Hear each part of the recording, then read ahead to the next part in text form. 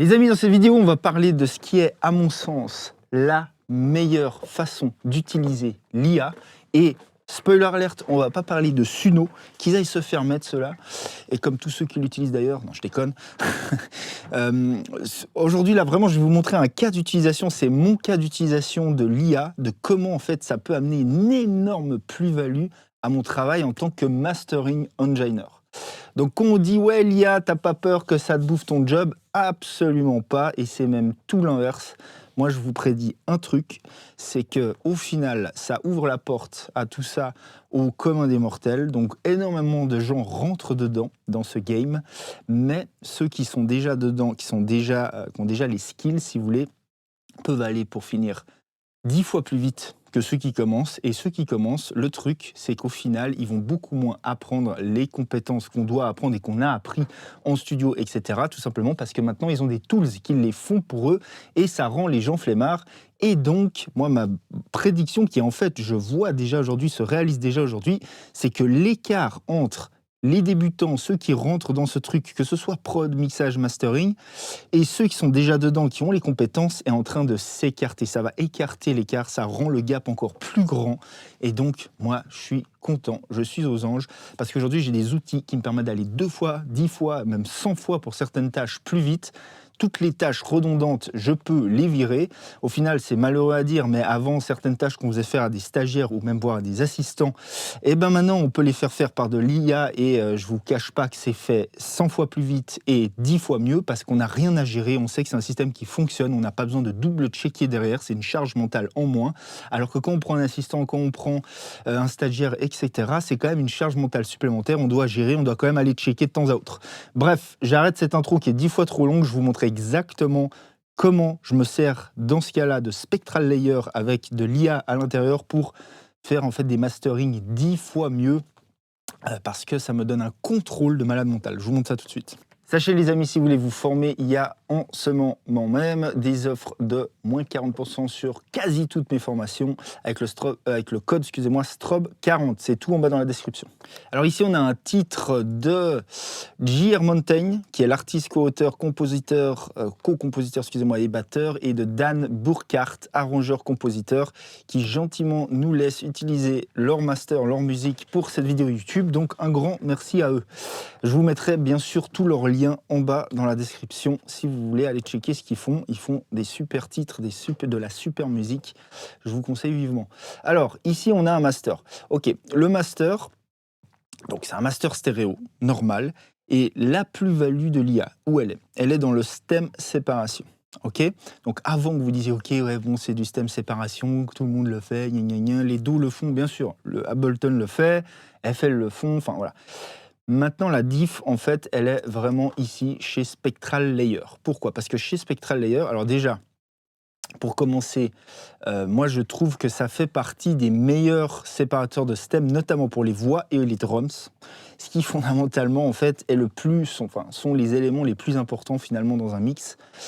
Et pourquoi je m'en sers et comment je m'en sers? Ça me donne en fait la capacité, si vous voulez, de pouvoir aller traiter du stem, ok, en partant sur un master stéréo. Donc en fait, ça me donne la possibilité de faire du stem mastering en partant d'un master stéréo. Alors peut-être vous allez dire, pourquoi tu ne demandes pas directement les stems, etc. Oui, mais parce que dans la vraie vie, en réalité, quand vous bossez par exemple, pour eux, c'est tout le temps du master stéréo. Pour plein de raisons, on va pas s'étaler là-dessus. Et en général, ça va très bien. C'est-à-dire qu'en général, il n'y a pas de souci à faire un master sur du stéréo et on est très content du résultat. Mais il peut y arriver, il y a certains petits cas où tout d'un coup, je dirais, ah putain, ce serait génial si là, je pouvais juste faire un move d'EQ, de autre, de process, que sur la voix, ou que sur le kick, ou que sur la snare.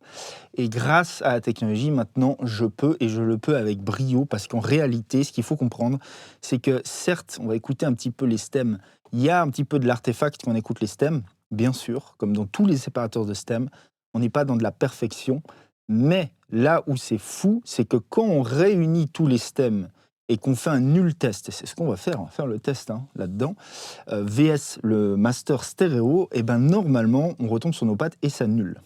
Et avant qu'on fasse ça, laissez-moi juste vous montrer un tout petit peu les possibilités qu'on a dans ce soft, qui est en fait finalement un concurrent de RX, hein. Alors spoiler alert, pour moi ça remplace pas à 100% RX, il y a des choses qui sont un peu meilleures dans RX, par exemple les trucs automatiques, les décliqueurs et autres, je préfère ceux d'RX que ceux-ci. En revanche, ici on a toutes les versions Unmix, ok, qui pour le coup, pour moi sont supérieures à celles d'RX et surtout parce qu'après finalement, on rentre dans du multitrack. C'est-à-dire qu'ici, si je veux aller éditer ma voix, bah, je la mets en solo et j'ai ma voix en solo, quoi. OK? Et donc ça, c'est fou et après je peux aller éditer, faire du spectral editing ou faire n'importe quel process et typiquement ici, je peux mettre un VST, enfin un plugin quoi, que sur ma voix ou que sur, tel ou tel élément. Ou alors après je peux simplement aussi bien sûr exporter mes stems, réimporter ça dans mon DAW, et faire le process que j'ai envie de faire. Donc juste, on fait une petite écoute. Ici, on écoute le master. Donc on voit tous les layers, si vous voulez. C'est pour ça que c'est très coloré, hein. Chaque layer est représenté par une couleur. Et ici, j'écoute le master. J'écoute tout, hein.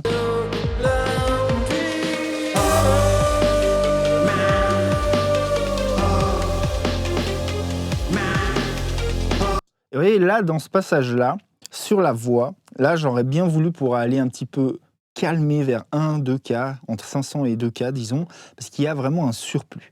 Et donc, si on met la voix en solo maintenant,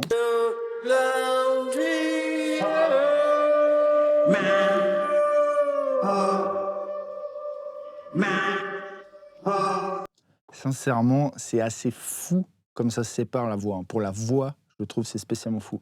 Et les drums aussi, hein, les drums ça marche très très bien. Et la grosse plus-value qu'on a dans Spectral Layer, donc ici on va pas le faire parce que j'en ai pas besoin, mais une fois qu'on a nos stems de drums, si on veut, on peut encore unmix différents éléments dans nos drums. C'est-à-dire qu'on peut encore unmix la snare, le kick, la ride, etc. Et pour le coup, ça marche super bien.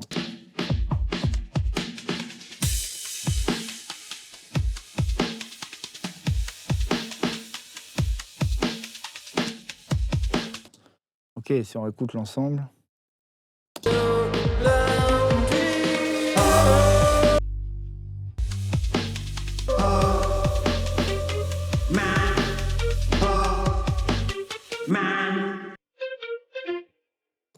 Enfin bref, vous voyez que c'est quand même très très propre et dans tous les cas, nous, on cherche pas à faire ce que d'ailleurs, arrêtez de faire ça, j'en peux plus d'entendre des trucs comme ça, extraire un stem pour le réutiliser tel quel, c'est pas ça le but de la séparation de stem dans l'idée. Dans l'idée, c'est vraiment de pouvoir amener du process beaucoup plus précisément sur les stems parce qu'au final, quand on réunit nos stems, on a notre résultat, on retombe sur nos pattes et c'est ça qui compte vraiment finalement. C'est pas de pouvoir extraire tel ou tel truc pour avoir un acapella, un machin. Ça, c'est vraiment le côté. Et ça, pourquoi je dis que j'en peux plus? Bah, parce que on m'envoie des masters, on m'envoie des mix et j'écoute la voix en solo et on l'entend que c'est un truc qui est séparé en IA et c'est pas fou parce que pour le coup, là, les artefacts, on va les avoir, on doit process, ça ressort, etc. Et on se retrouve avec des trucs mezzo en fait qui sont pas fous. Tout ça parce que finalement, les gens ont la flemme de soit choper les vrais acapella, soit de simplement bosser avec des vrais chanteurs et arrêter de refaire des trucs qui existent déjà et de refaire des trucs un peu originaux. Bref, j'arrête de bitcher là-dessus, c'est pas le sujet. Donc vous voyez, ensuite, je peux faire un export layer et ici, je peux dire tous les layers, par exemple. Et on va mettre ça en 32 bits float et let's go, on exporte. Ok, et boum, du coup, j'ai mes stems dans ma session. Ce que je vais faire, c'est que je vais grouper ces stems, tout simplement, et on va voir, on va essayer de faire un null test et voir si ça nulle vraiment. Ok, donc ici, j'ai le master original sur lequel j'ai un utility, je mets en inversion de phase gauche et droite. Et ici, j'ai mon groupe, ok, avec tous mes stems sur lesquels j'ai, vous voyez, du process, mais tout est off. Et donc ici, si ça annule complètement, on devrait avoir du parfait silence. Est-ce que c'est le cas? On va voir.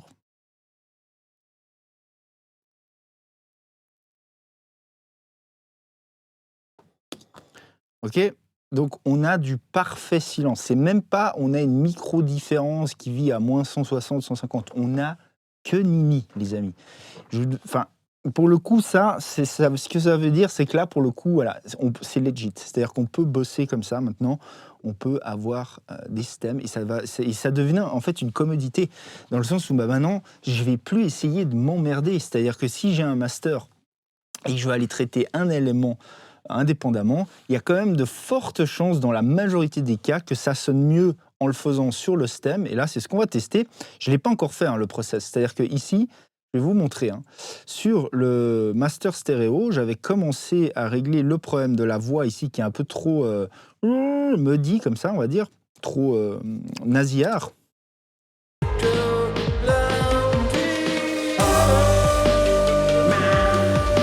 Et le problème de ça, c'est quoi? C'est qu'en fait, derrière, quand on va pousser le master, quand on va driver le master dans toute une chaîne et qu'on va commencer à maximiser le niveau, ben en fait, ces fréquences-là qui sont vers 1K, pour faire simple, elles vont aller driver Clipper et autres. Et ça, je le sais d'avance, c'est que ça va ça va sonner crunchy. Et c'est vraiment ce que je veux éviter. Et d'ailleurs, on le voit même à la waveform, c'est-à-dire que là, la voix, elle vient, elle drive le niveau pic. Et donc ça, c'est pas l'idéal en fait. Vraiment, on voudrait plutôt que les drums drive un peu le niveau pic de manière générale, ce qui permettrait de pousser un peu plus. Et du coup, c'est les drums qui prennent un peu plus du clipping et autres. Et ça tient beaucoup mieux sur tes drums que sur de la voix, hein, comme on le sait tous. Spécifiquement dans ces fréquences-là, ça crunch très très vite, c'est très vite audible. Donc ici, ce que j'avais fait, c'était ça. C'était mettre un sous 3 qui pour le coup fait bien le job, hein, finalement. Et c'est là où ça va être intéressant de voir la différence qu'on peut avoir si on le fait sur le traitement master vs sur le stem direct. Et je ne l'ai pas encore fait sur le stem, donc on va le découvrir ensemble, c'est cash, il n'y a pas de trucage ou quoi que ce soit, hein. Donc là, je vous fais écouter le cut de Sous, qui est en vrai pas mal, hein.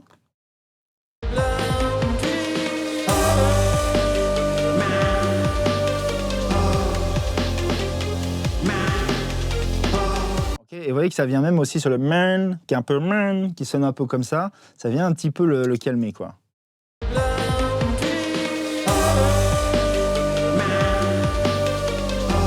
Et sans.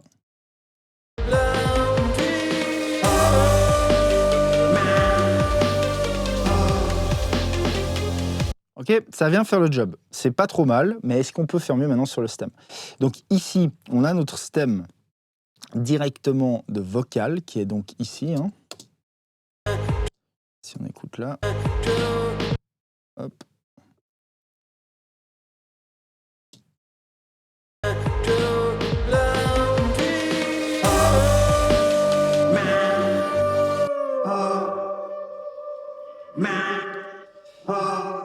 Alors comment on va processer ça? Je pense qu'on va le faire de deux manières. On va faire un coup d'arbitreur déjà dessus.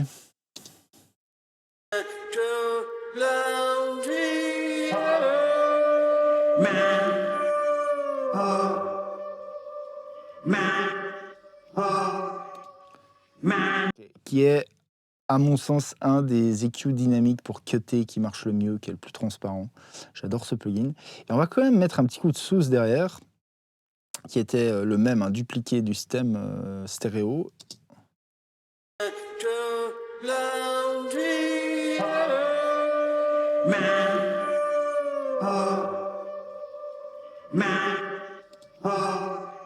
On va écouter l'ensemble maintenant.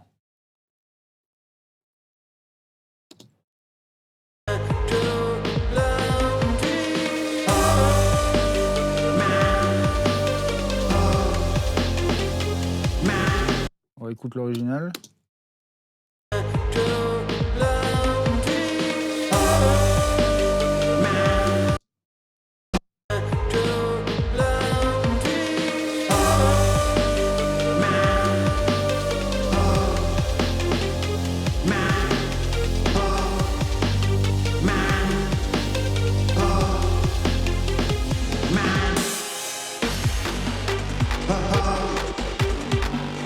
Ok, je préfère quand même cette version-là sur le stem parce qu'en fait, ça touche beaucoup moins le reste. C'est beaucoup plus, ça reste plus propre et ça vient moins écrasé, je trouve, que sur cette version-là.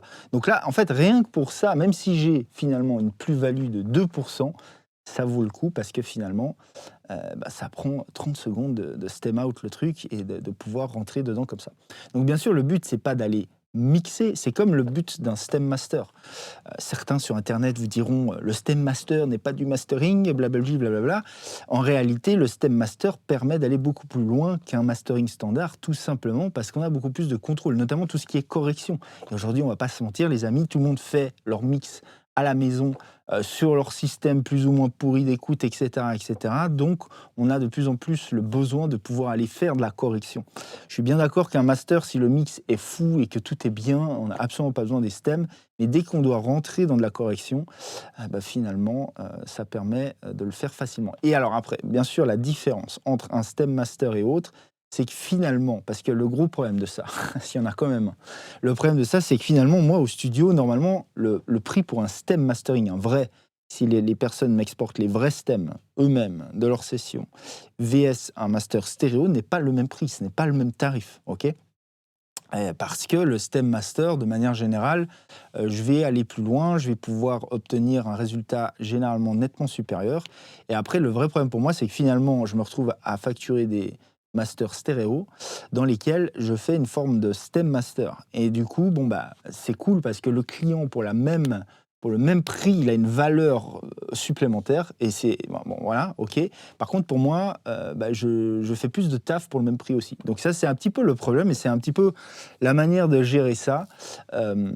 C'est-à-dire ça, enfin, on verra avec le temps comment on gère ça. Moi, je pars du principe qu'ici, par exemple, dans ce track-là, voilà, je voulais corriger la voix. Ici, je peux le faire en 30 secondes en ayant mon truc. Je fais ma correction sur la voix. C'est plus clean, ça sonne mieux. Je ne vais pas commencer à aller essayer de facturer le client plus cher pour ça. Je m'en fous, je passe après. Et voilà. Et finalement, en fait, ce qui compte, c'est que la valeur, vous voyez, en fait, le vrai truc à en retirer, c'est que la valeur perçue et la valeur qu'on peut délivrer en tant que service, tout simplement, au client, elle est augmentée, en fait. Et c'est pour ça que, pour moi, ça, c'est un des meilleurs cas d'utilisation de l'IA. Mais vous voyez que ce cas d'utilisation-là, finalement, c'est un cas qui est réservé aux professionnels, en fait. Dans le sens où quelqu'un qui est amateur, machin, il n'a pas besoin de faire ça. Il n'a pas besoin de faire ça parce que si vous êtes sur votre propre track tout seul, en fait, ou toutes, si vous êtes une fille ou une femme, vous n'avez pas besoin de stem out de votre propre mix. Ça n'a aucun sens. Vous pouvez bosser sur les stems ou sur les pistes individuelles de votre propre mix. Vous voyez ce que je veux dire? Donc finalement, les cas d'utilisation pour parler de l'IA, en fait, si on regarde bien, ceux à qui ça sert le plus, encore une fois, c'est plutôt les pros. C'est ceux qui bossent tous les jours. C'est ceux qui peuvent en fait avoir plus de résultats plus facilement, plus rapidement. Et c'est pour ça que je vous dis, en fait, ça participe encore plus à créer un gap entre la sphère professionnelle, tout simplement, et la sphère amateur. Et le gros truc, c'est qu'en fait, ça va rien remplacer. C'est-à-dire que je vous donne une dernière analogie pour ça que j'aime bien donner.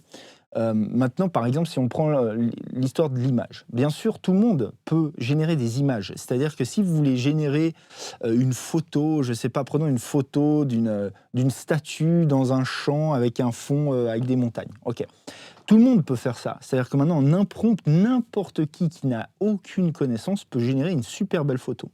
Donc, c'est-à-dire que la barrière à l'entrée, il n'y a pas de barrière à l'entrée. Tout le monde peut le faire. Mais maintenant, la différence, elle est où? Elle est que le vrai photographe, celui qui sait faire une photo comme ça, en réalité, dans la vraie vie, celui qui sait exactement comment régler son appareil, qui connaît absolument toutes les caractéristiques techniques, genre l'exposition, le machin, quel objectif, etc., etc., etc. Vous voyez, moi, j'y connais rien en photo, mais c'est juste pour vous donner l'analogie. Celui qui connaît tout ça, qui a toutes ces specs techniques, toutes ces skills techniques, en fait, il va pouvoir générer des trucs bien, bien, bien supérieurs. Tout simplement pourquoi? Parce qu'il saura exactement comment parler à l'IA, il saura exactement les termes, quels termes donner pour avoir le résultat qu'il veut. C'est-à-dire qu'il va pouvoir lui dire, moi j'ai une photo machin avec tel truc d'ouverture, avec tel objectif, tel machin de lumière, tel niveau de ci, tel pourcentage de ça, blablabla. Tout un truc super technique qui finalement est totalement inaccessible à celui qui n'y connaît rien. Alors celui qui n'y connaît rien, certes, il aura sa photo, mais celui qui connaît vraiment, il aura une photo qui sera 1000 fois supérieure parce qu'il a toute la maîtrise technique et il pourra dicter cette maîtrise technique à l'IA. Si vous voulez, dans le son, c'est exactement la même chose. C'est-à-dire que maintenant, tout le monde peut générer ce qu'il veut, tout le monde peut faire ce qu'il veut. Même maintenant, tout le monde peut faire un mastering en foutant un assistant IA aux zones et autres sur son master. Génial. Mais le truc, c'est que si vous voulez, les gars, si vous le faites comme ça, déjà, de un, vous n'apprenez rien. Et ça, c'est tout le sujet. C'est-à-dire que vous n'apprenez plus. Vous vous reposez sur une technologie qui fait les trucs automatiquement, qui certes donne un résultat potable, on va pas se mentir, c'est potable.